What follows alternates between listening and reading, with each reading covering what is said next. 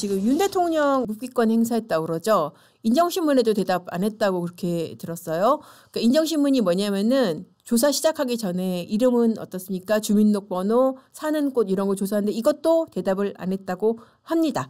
뭐 이거 갖다가 이제 또 반대편에서는 자 저거 이거 뭐 검찰총장까지 했다는 사람이 어떻게 저렇게 형사 절차를 무시하냐라고 하겠지만은 형사 절차에 보면은 진술 거부권 행사할 수 있게 돼 있어요. 그리고 조사 들어가기 앞서서 진술을 거부할 수 있다. 진술 거부권 고지할 수 있게 돼 있습니다. 뭐 사실 그런 식으로 따지면은 제가 썼던 기사 제목 중에 하나가 어떤 거였냐면은 조국의 하루는 300 몇 번의 진술 거부. 그런 거 제가 기사 썼던 기억이 나거든요.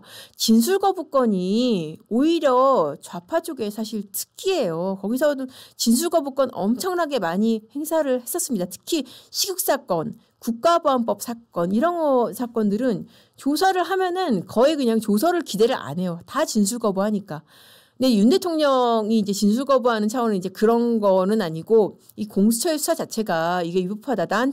내란죄를 나한테 수사를 하는데 아니 공수처 너네들 내란죄 수사권도 없잖아. 그리고 직권남용으로 수사한다는 것도 말이 안 되고 이제 그런 차원에서 어쨌든 수사를 하는 장소에 가긴 하지만은 진술은 거부한다. 그런 차원에서 이제 진술 거부한다고 보시면 될 것 같아요. 양진성님 말대로 그 대통령 권한이에요. 그리고 여러분들 저를 비롯해서 누구나 행사할 수 있는 형사 피의자의 권리입니다. 자, 윤 대통령의 시간은 우리 지금 지나가고 있잖아요. 자, 윤 대통령이 이렇게 됐으면은 이제 누구의 시간이 와야겠어요? 바로 이재명의 시간이 와야겠죠. 이재명의 시간 계속 시간이 가고 있습니다. 그 증거가 뭐냐면은 법원에서 어떻게 했어요?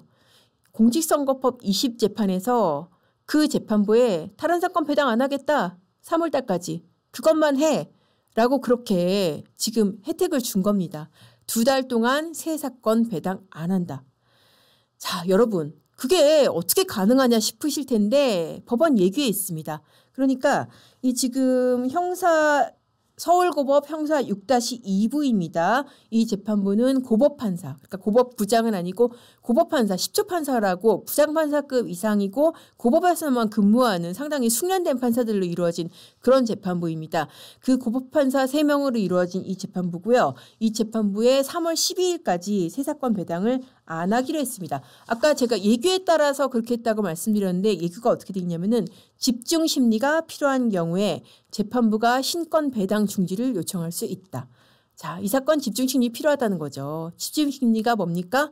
집중적으로 그 사건을 속도 내서 재판을 하는 거예요. 그거 언제 있었냐면은 박근혜 전 대통령 그때부터 사실 본격적으로 시작된 개념이거든요. 아, 그때 재판 무지막지하게 했어요. 여러분들 기억하시는 분들 많으실 텐데 그때 일주일에 4번씩 재판했다니까요. 그래가지고 박근혜 전 대통령이 이거는 사람이 할 짓이 아니다. 이거 나 방어권 행사도 못한다.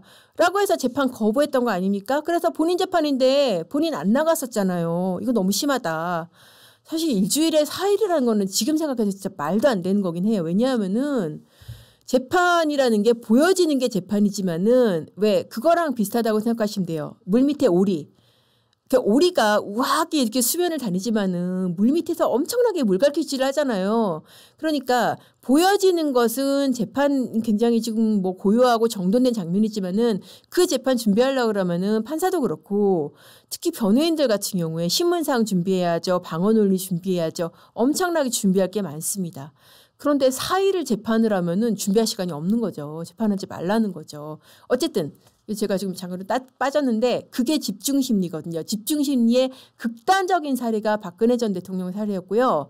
그런 식으로 이 사건도 집중심리를 하자는 거예요. 지금 기준으로 집중심리라고 한다면 이제 일주일에 한두 번 정도 아마 그 정도가 될 것 같은데 우리 그렇게 재판을 하고 싶으니까 해야 되니까 다른 사건 재판 배당 좀 하지 말아주세요라는 게 이 재판부의 요청이었다는 것이고 고법 차원에서 그거를 받아들여서 그래 다른 사건 너네 배당 안 할게. 라고 했다는 것입니다. 자, 이게 왜 중요하냐면은 여러분들 이제 많이 아시죠? 633. 선거법 633. 1심 6개월, 2심, 3심 각각 3개월. 거기에 따르면은 2심 언제까지 내야 될까요? 1심 판결이 작년 11월 15일 날 났으니까 2월 15일, 3개월이면 2월 15일이잖아요. 2월 15일이 토요일이더라고요. 그러니까 2월 14일까지는 판결을 해야 되는 거죠. 이거 그냥 해도 되고 안 해도 되고 그런 게 아니라 공직선거법 보면은 표제가 강행 규정이라고 돼 있어요. 그래서 사실 이렇게 되니까 뭐 탄핵에 찬성했던 사람들도 이제 그런 얘기잖아요. 안철수 의원 같은 경우에도 이재명 공직선거법 2월 15일까지 결론 내야 된다라고 그런 얘기 하지 않습니까? 2월 15일까지 법에 따르면 해야 됩니다. 물론 지금 한 달밖에 안 남긴 했는데 어쨌든 법에 따르면은 2월 15일까지 해야 되는 거예요. 자, 그런데 저 정말 이거를 다시 얘기하면은 얘기할수록 화가 나는데 1심 언제까지 했을까요? 1심 2022년 9월에 기소가 돼서 2년 2개월이면 개월수로 따지면은 26개월이잖아요. 법정 기한이 아까 몇 개월이라고 했어요? 6개월이라고 했죠. 법정 기한에 4배 넘게 한 거예요. 그 전임 재판장, 형사 34부 강규태 재판장이 그때 2주마다 한 번씩 재판 잡았다니까요. 그러니까 한 달에 2번밖에 못 하잖아요. 그런데 이 사람이 그때 뭐라고 그랬냐면은 저는 이제 이것 때문에 이번에 이 배당 중지까지 좀 이어진 측면이 있다고 보는데 그때 재판이 너무 늘어진다 그런 비판들이 많으니까 법정에서 본인이 마이크 잡고 공개 신상 발언하지 않았습니까? 그때 뭐라고 그랬냐면은 다른 사건 배당도 너무 많다. 우리가 이 사건만 하는 게 아니고 우리가 원래 경제전담 재판부다. 경제사건 어렵고 복잡한 게 얼마나 많은데 그러면 그 사건 다 안 하리? 이것만 하리? 그런 얘기를 했단 말이에요. 자, 근데 좀 웃기는 게 제가 그 기사도 썼었는데 경제사건이라도 똑바로 제때했으면 말도 안 해요. 그것도 아니었거든요.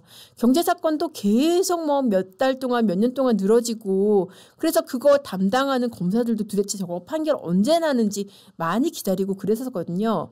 아무튼 이렇게 재판이 다른 사건 배당 때문에 신속하게 법에 따라서 해야 되는 재판이 늘어지는 것을 막기 위해서 법원이 이번에 다른 사건 배당을 중지하는 상당히 전 파격적인 그 결정이라고 생각이 됩니다. 그렇게 해서 이 사건을 집중 심리할 수 있게 했으니까 한번 지켜보시죠. 이 사건 언제까지 끝나는지. 지금 헌재가 난리 났잖아요. 오늘 같은 경우에도 재판 연기 신청 안 받아주고 막 강행하고 하는데 법원도 이재명 재판 그렇게 하는지 한번 지켜보시죠. 사실 법대로라면 2월 14일까지 선고를 해야 되고 그리고 1심에서 할 거 다 했어요. 제가 지난번에 말씀드렸지만은 1심에서 부른 증인만 해도 한 50명 가까이 되고 그렇게 2년 넘게 심리를 했으면은 2심에서 할 게 뭐가 더 있겠습니까? 이거는 뭐 정말 한두 달 안에 재판부 의지에 따라서는 충분히 끝낼 수 있는 그런 재판입니다.